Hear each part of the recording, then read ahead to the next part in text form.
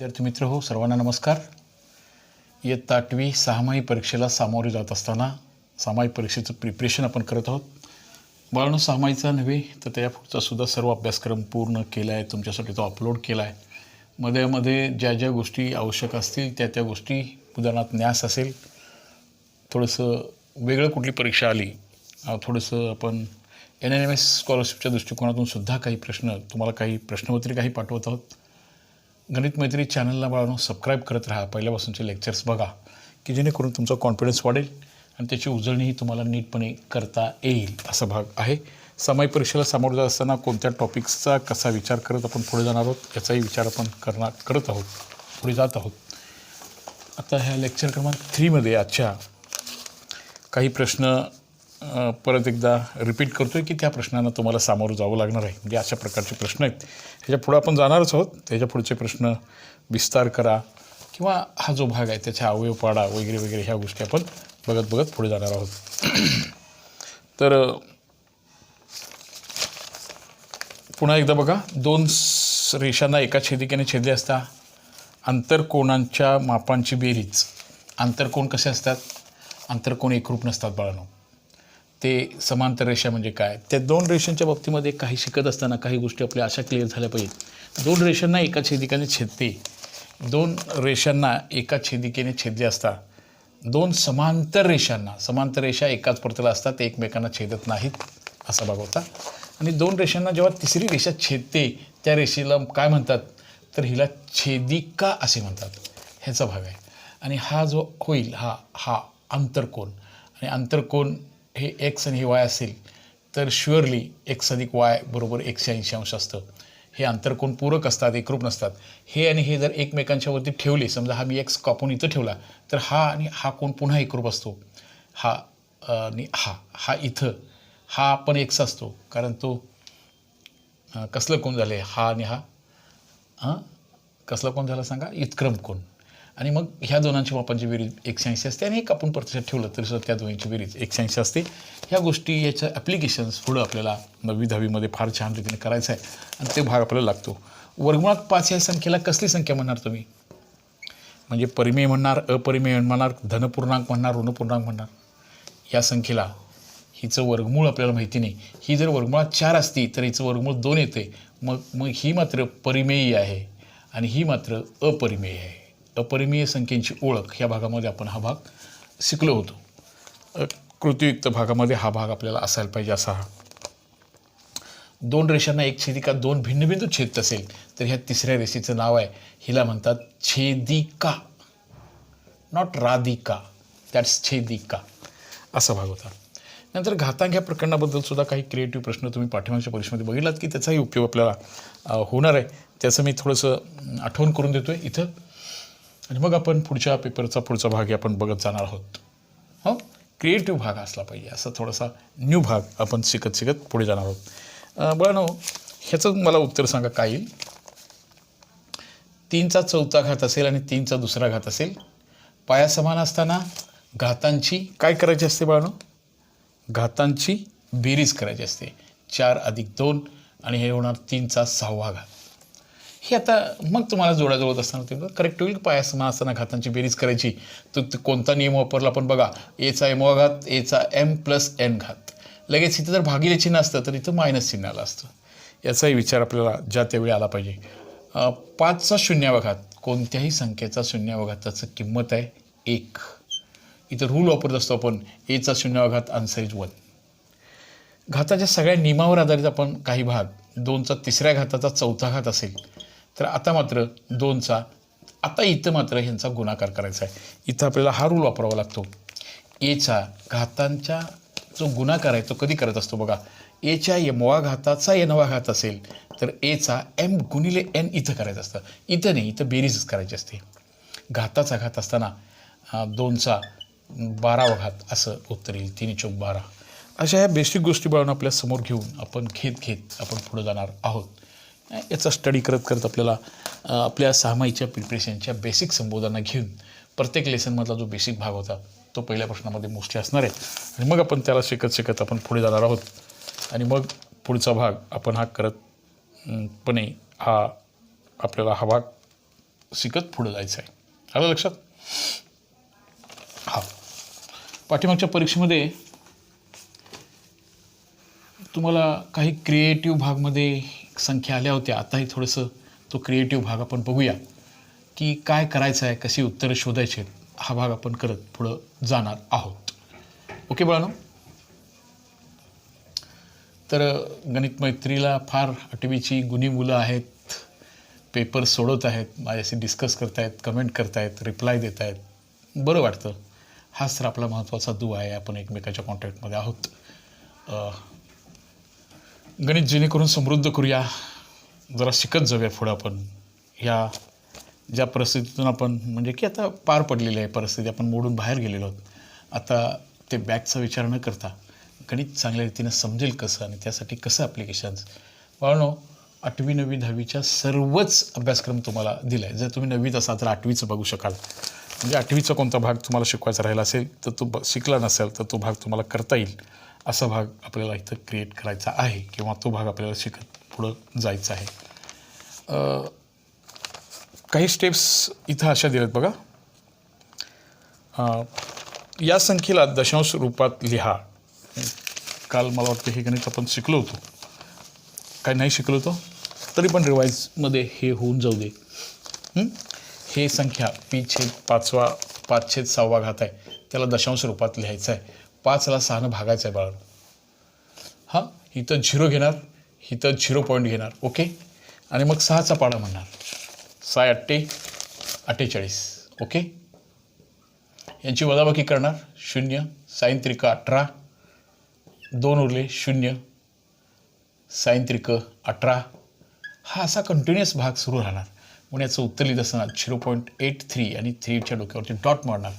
म्हणजे 3 ही संख्या पुन्हा पुन्हा येत राहील आणि मग आपल्याला याचं दशांश रूप हे आपल्याला असं व्यक्त होता येईल किंवा ते करता येईल. अशी काही गणित आपल्याला सामायिक परीक्षेमध्ये सोडवायची लागणार आहेत. त्यानंतर सोडवा, find the value of, solve 3/4⁵.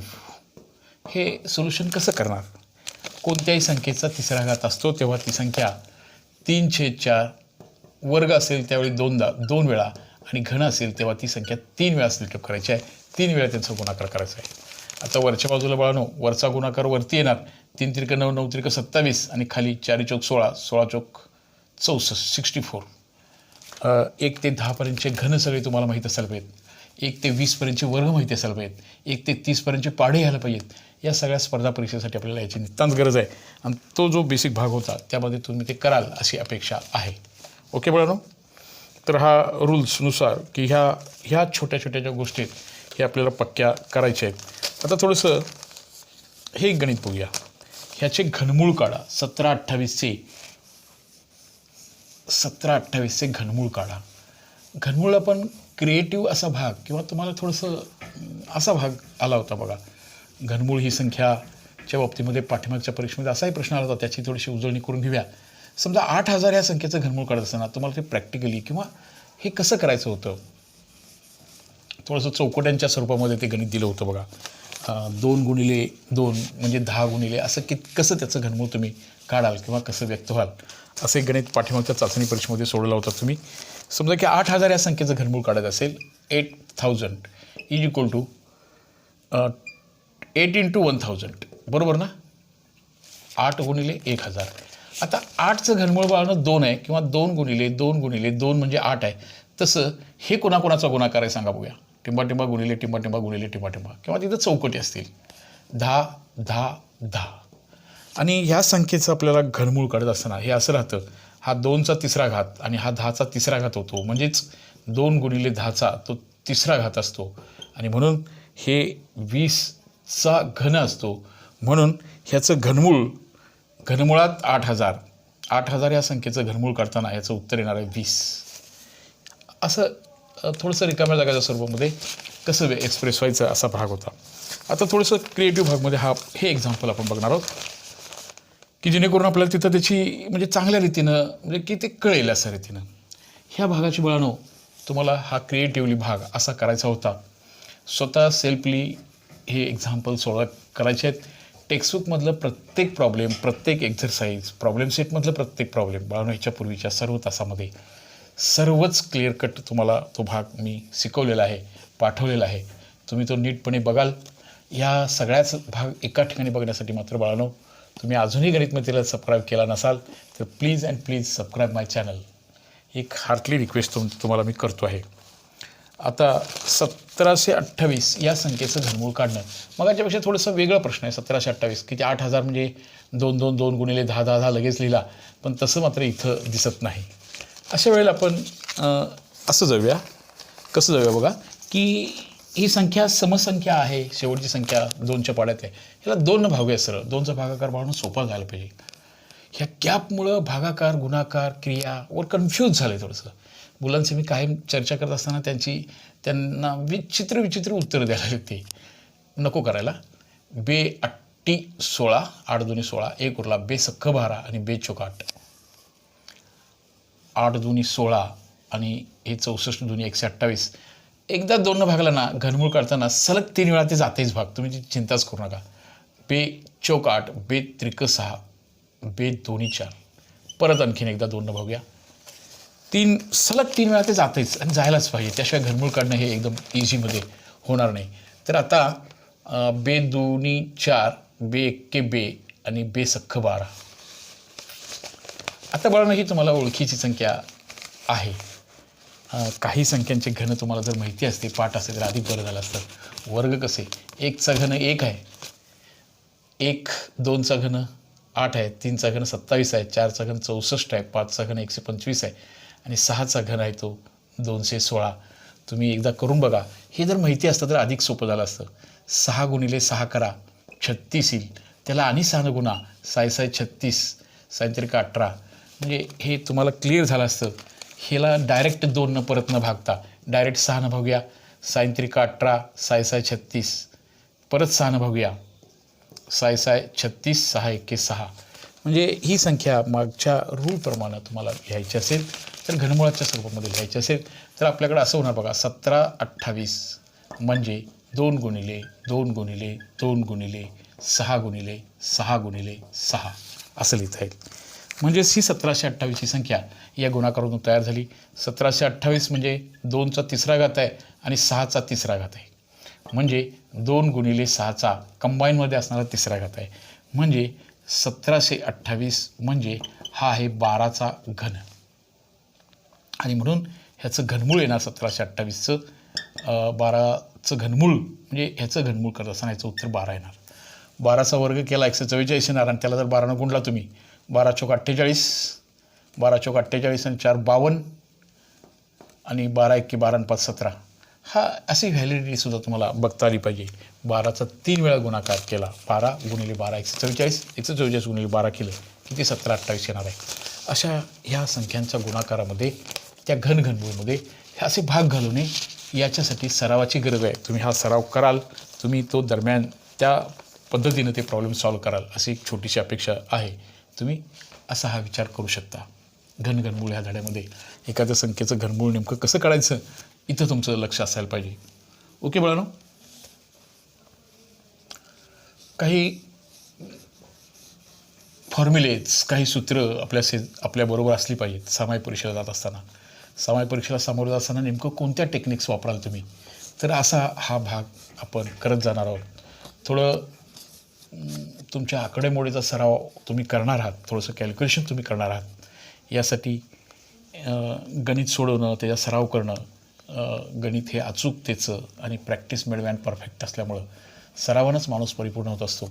सरावाची गरज आहे. आमच्याही सरावामध्ये खंड पडल्यानंतर गेली 30 वर्षे नोकरी करूनसुद्धा काही गोष्टी बघाव्या लागल्यात. त्या गॅप पडून चालता कामा नये. एक सलग हे चालू असायचं आणि त्यामुळे ते कन्फ्यूज किंवा प्रॅक्टिस ही सातत्यानं हात आहे. त्रिकोण ABC काढा. एक काम सांगितलं बघा, एक रचना करा सांगितल्या. एक त्रिकोण ABC काढा. तो त्रिकोण कसाही काढा, विशाल कोण लघु कोण कसाही काढा, त्रिकोण ABC काढला. त्याच्यानंतर दुसरं काम सांगितले, ABचा मध्यबिंदू मिळवा. तुम्ही ABचा मिड पॉईंट, करेक्ट ABचा मिड पॉईंट मिळवा, हा मध्यबिंदू, आणि तुम्ही त्याला P नाव द्या आणि CP जोडा. CP जोडा. याला काय म्हणतात? याला काय म्हणतात सांगा? मध्यगा. अजूनही काही मुलांना AB असंच घ्यायला पाहिजे असं नाही. अजूनही काही मुलांना थोडंसं कन्फ्यूज आहे. काय कन्फ्यूज आहे बघा?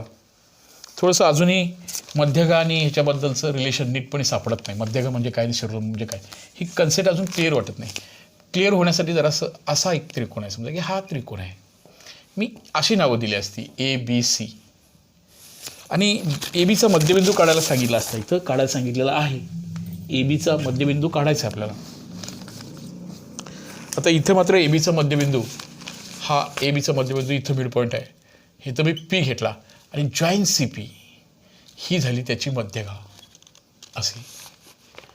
आता एकाच आकृतीमध्ये मध्यगा काढा. एका त्रिकोणाला 3 मध्यगा असतात. मध्यगेचं विभाजन नेमकं कसं होतं हेही तुम्हाला माहिती आहे. आता ह्याच्यामध्ये ही मध्यगा झाली.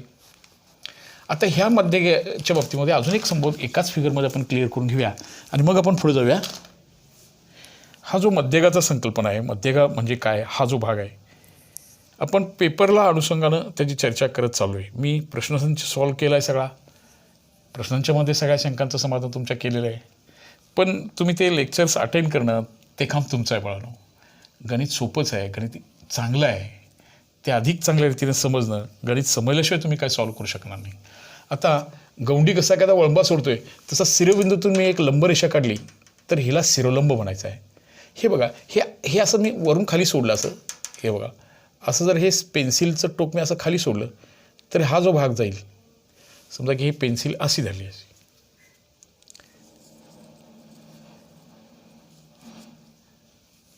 हा जो भाग आहे पेन्सिलचा, हा भाग कधी असा पीकडे जाणार नाही आहे. ड्यू टू ग्रॅव्हिटेशनल फोर्सनं सुद्धा तो बरोबर लंबरूप येणार आहे. आणि हे काम आपल्याला वळंबा असा, गौंडी असा वळंबा सोडत असतो. आणि हा जो सेगमेंट तयार होईल ह्याला एक पर्टिक्युलर नाव आहे. व्यवहारामधली ही जी गोष्ट आहे, समजा की इथं आपण हा वर्तुळाच्या शिरोबिंदूतून पायावर काढलेली लंबरेषा, 90 अंश कोनातून काढलेली रेषा, ही जी आहे हिला आपण शिरोलंब म्हणतो. अल्टिट्यूड शिरोलंब, हा शिरोलंब आहे आणि ही त्याची मध्यगा आहे. एक त्रिकोण काढा, त्रिकोणाची मध्यगा काढा आणि हिला बघा, त्रिकोणाच्या पायाचा मध्य आणि शिरोबिंदू यांना जोडणाऱ्या रेषाखंडास मध्यगा असे म्हणतात आणि याला शिरोलंब म्हणतात. ही संकल्पना एकदा क्लिअर होऊ द्या. तुम्ही नीटपणे एकदा प्रॅक्टिस करा, एखादी काढून ठेवा आणि मग ह्याच्यावरचा परीक्षेत कोणताही प्रश्न आला तरी तो आपल्याला व्यवस्थितरित्या सॉल्व्ह झाला पाहिजे. सगळ्याच पेपरमध्ये आजपर्यंत ह्या मध्यगेच्या बाबतीमध्ये फार छान रीतीचे प्रश्न आलेत. ही मध्यगा आहे. मग त्रिकोणाला एकच मध्यगा असते का? नाही. त्रिकोणाला 3 बाजू आहेत, तिन्ही बाजूचे मध्यबिंदू येणार. समजा मी इथं ह्याचा मध्यबिंदू घेतला, हा आणि हा, इथं मी Q घेतला, तर ह्या मध्यबिंदूला जोडणारा हा जो तिसरा सेगमेंट, हा जो पुन्हा नवीन सेगमेंट तयार होईल, आता मी ह्या BCचा जर मध्यबिंदू इथं घेतला तर हे आणि हे दोन्ही भाग सारखे आणि हा R घेतला तर आपल्याला हा एक सेगमेंट आपल्याला इथं असं जॉईन करता येईल बघा. आणि मग ही तिसरी मध्यगा असा जो भाग आहे तर हे बघा असं, हा R जो भाग आहे हा मिड पॉईंट इथं होणार, हा मिड पॉईंट आहे. म्हणजे इथं हा गुरुत्वमध्य G, हा गुरुत्वमध्य आहे. शिरोलंब हे काटकोन त्रिकोणाचा वेगळा येतो, विशालकोन त्रिकोणाला वेगळा येतो. पण हे जे तिन्ही मध्यगा आहेत ह्या त्रिकोणाच्या आंतरभागामध्ये मध्यगेचा स्वरूप कॉमन पॉईंट येतो, गुरुत्वमध्य येतो. बाळांनो, हे त्रिकोण प्रत्यक्षात कागदावर कापलं आणि जीवरची आपण जर टाचणी किंवा सुईच्या टोकावरती ठेवलं तर हे बरोबर सेंट्रॉइड पॅरलल राहतं, जमिनीशी समांतर राहतं. त्याला गुरुत्वमध्य असं नाव देण्यात आलेलं आहे. गुरुत्वमध्याबद्दल आणखीन एक प्रश्न असा येतो नेहमी, जीमुळं त्या मध्यगेचं जे विभाजन आहे ते कसं होतं, कोणत्या प्रमाणात होतं? 1:2, 2:1, 3:2, कोणत्या प्रमाणात होतं? तर हे प्रॅक्टिकली वर्क असं होतं, याच्या हा दुप्पट भाग वरती शिल्लक राहतो, हा याच्या निंपट भाग असतो बरोबर. म्हणजे छोटा जो भाग आहे त्याच्या दुप्पट वरती राहतो, छोट्याच्या दुप्पट. हे कॉन्ग्रंट नाहीत बघा, हे याच्यापेक्षा हे डबल आहे, याच्यापेक्षाही डबल आहे, याच्यापेक्षाही डबल आहे. म्हणजे ह्याचा जर रेशो सापडतो आपल्याला, तो रेशो जो आहे म्हणजे हे छोटे छोटे भाग आहेत. हे 1 असलं तर हे 2 असतं, हा 1 असला तर हा त्याच्या दुप्पट असतो, हा 1 असला तर हा त्याच्या दुप्पट असतो. म्हणजे मध्यगेचं जीमुळे होणारं विभाजन हे 2:1 ह्या रेशोमध्ये होतं. 2:1 मध्ये होतं हे कधी, त्याची साईड जी आहे ती करेक्ट 3 असेल तर ते 2:1 रेशो आहे तो, म्हणजे ॲक्च्युली 2 आणि 1 नव्हे. ह्याच्यावर फार सुंदर प्रश्न चाचणी परीक्षेमध्ये, सामायिक परीक्षेमध्ये किंवा इव्हन पुढच्याही पेपरमध्ये ह्याच्यावरचे प्रश्न फार छान रीतीचे आलेत आणि ते प्रश्न आपल्याला सॉल्व करायचे आहेत. आता इथं कोणता प्रश्न आहे बघा. हां, RG काय प्रश्न विचारला बघा. ह्या मध्यगेचं विभाजन जे होतं ते 2:1 असतं. संपात बिंदूमुळे ते सेंटेन्स नीट बघा कसं आहे. संपात बिंदूमुळे प्रत्येक मध्यगेचे विभाजन 2:1 ह्या प्रमाणात होते. 2:1 ह्या प्रमाणात होते. इथं RG जो आहे पहिल्या एक्झाम्पलमध्ये RG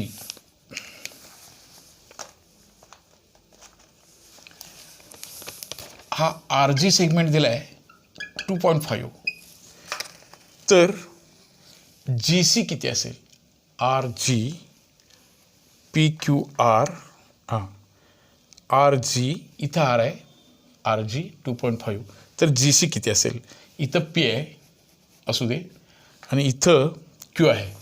आता RG 2.5 असेल तर GC किती असेल? सहज उत्तर होतं छोट्याच्या डबल दुसरा असतो. प्रॅक्टिकली पण करून बघा. ह्याच्या दुप्पट तो भाग आहे, ह्याच्या सेगमेंटच्या तो दुप्पट असतो. म्हणजे 2.5 असेल तर ते 5 येणार आहे. असं सहज उत्तर होतं. तुम्हाला ते सॉल्वच करायचं असेल समजा की याचा अर्थ असा झाला, हा जो GC नावाचा मोठा तुकडा आहे आणि RG हा लहान आहे, त्याचं रूपांतर वरती मोठा तुकडा ते 2:1 असतं. GC आपल्याला तात्पुरतं x म्हणूया, RG आहे बाळांनो 2.5.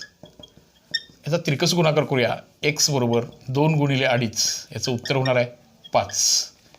म्हणजे हे 2.5 असताना हे त्याच्या डबल असणार आहे, हे 5 असणार आहे किंवा 5.0 असणार आहे. हे 2:1चं ॲप्लिकेशन करणे, हे पाठ करण्यापेक्षा हे अशा रीतीनं स्वतः समजून घ्यायचं आहे आणि मग ते न कन्फ्यूज करता व्यवस्थितरित्या पूर्ण करायचं आहे. काही शहाणी मुलंसुद्धा ह्यात विनाकारणी मुलंही चुकतात. आता BG आहे 6, BG 6 आहे आणि GQ किती असेल असं विचारले किंवा BQ किती असेल. BG आहे. आता हेच प्रॉब्लेम आपण असं सॉल्व करूया. दुसऱ्या प्रॉब्लेममध्ये मला स्पेस कमी असल्यामुळं मी हे कमी करतोय. हां, आता इथं काय प्रश्न विचारला बघा. दुसरा प्रश्न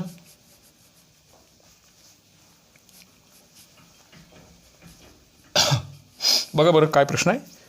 BG 6 असेल, लेंथ BG 6 आहे म्हणजे मोठा भाग दिला आहे आता आणि आपल्याला विचारले BQ what is value of length BQ म्हणजे BQची किंमत काय असेल असं विचारलं आहे. ठीक आहे, BQ म्हणजे हा सगळा रेषाखंड आपल्याला काढायला सांगितलं आहे.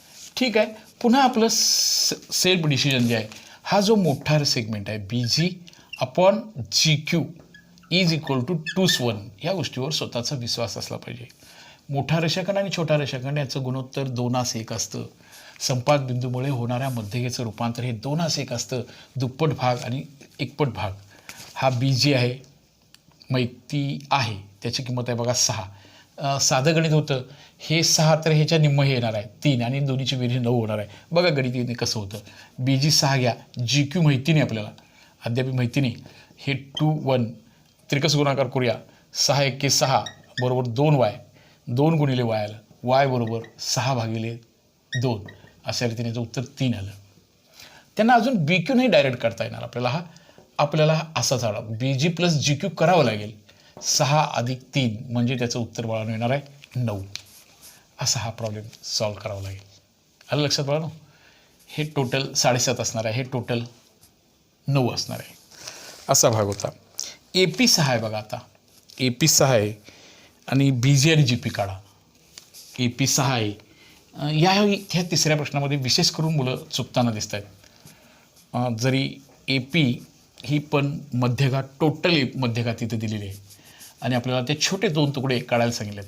अगदी सहज सोडवायचं म्हटलं तर त्या मोठ्याचे 3 समान भाग करायचे होते आणि एक भाग एका बाजूला ठेवायचा आणि 2 भाग एका बाजूला.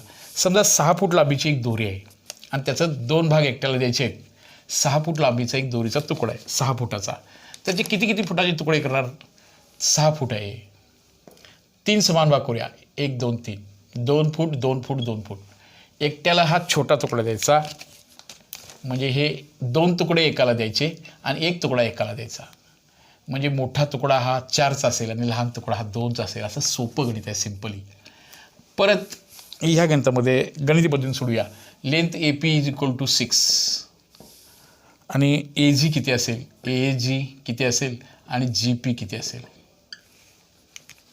ए जी वगैरे म्हटलं तर बरं वाटतं सर असं.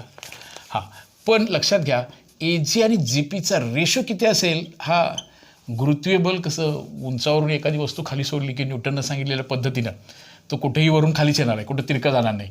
तसं कुठेही गणित तुम्ही सोडत असाल आपल्या जिल्ह्याच्या कानाकोपऱ्यात तर इथं ह्याचं गुरुत्वमध्यामुळे होणारं विभाजन हे 2:1च असणार आहे. आलं लक्षात.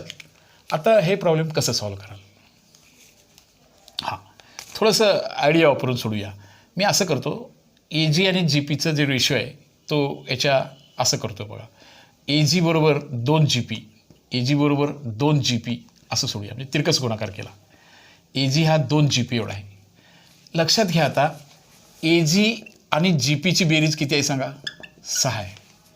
ए जीची किंमत 2 जी पी एवढी आहे. मी ह्यात भरतो 2 जी पी.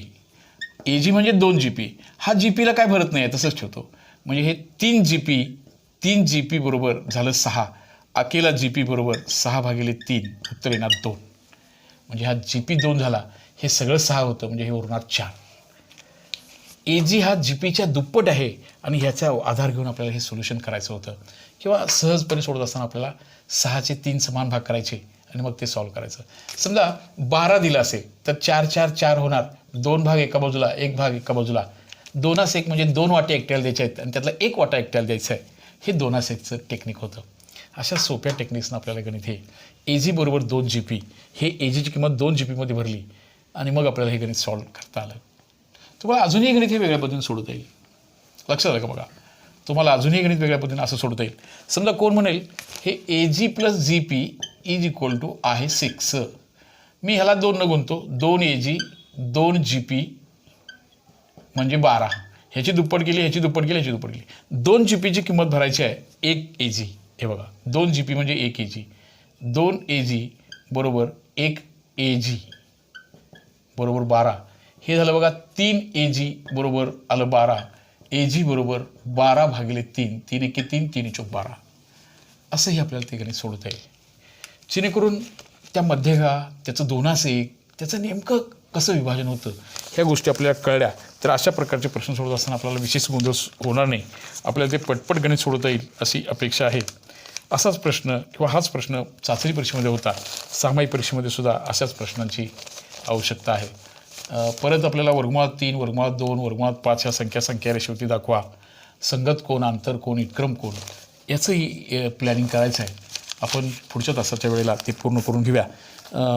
माझ्याकडे जे अवेलेबल प्रश्नपत्रिका आहेत, ज्या पद्धतीचे प्रश्न सामायिक परीक्षेमध्ये पुन्हा पुन्हा रिपीट झाले आणि येणारी सामायिक परीक्षासुद्धा तुम्हाला चांगल्या रीतीनं तिला सामोरे जाऊ शकाल अशा रीतीचे सर्वच गोष्टी तुम्हाला मी परत एकदा सांगतो आहे. ह्याच्यापूर्वीही बाळांनो हा भाग आपण ज्या त्या तासिकेच्या वेळेला नीटपणे समजून घेतला आहे. 8वीच्या प्रिय मित्र हो, आपण 8वीचा संपूर्ण अभ्यासक्रम, 9वीचा संपूर्ण अभ्यासक्रम आणि 10वीचा संपूर्ण अभ्यासक्रम तुमच्या मदतीसाठी पाठवलेला आहे. जरी आता शाळा सुरू झाल्या असल्या तरीसुद्धा होऊ देत, पुढेही होणार आहेत. क्लास आपले झालेत, शाळेत शिकवले तरी पण रिव्हायजनला थोडीशी आपल्याला ह्या ऑनलाईन शिक्षणाची थोडीशी सवय झाली. आपल्याला रिव्हिजन करताना एखादी संकल्पना समजून घेत असताना अगदी 10वीपर्यंत हे गणित मैत्रीशी तुम्ही अटॅच राहणार आहात. तुमच्या कुठल्या प्रॉब्लेम्स वगैरे पाठवणार आहात, काही शंका शेअर्स करणार आहात. त्यासाठी बाळांनो हार्टली विनंती करतो आहे, अजूनही ज्या मित्रांनी गणित मैत्री चॅनलला सबस्क्राईब केलं नाही त्या सर्व मित्रांनी गणित मैत्री चॅनलला सबस्क्राईब करून घ्या. आमचा आनंदही वाढवा अशी एक अपेक्षा व्यक्त करतो.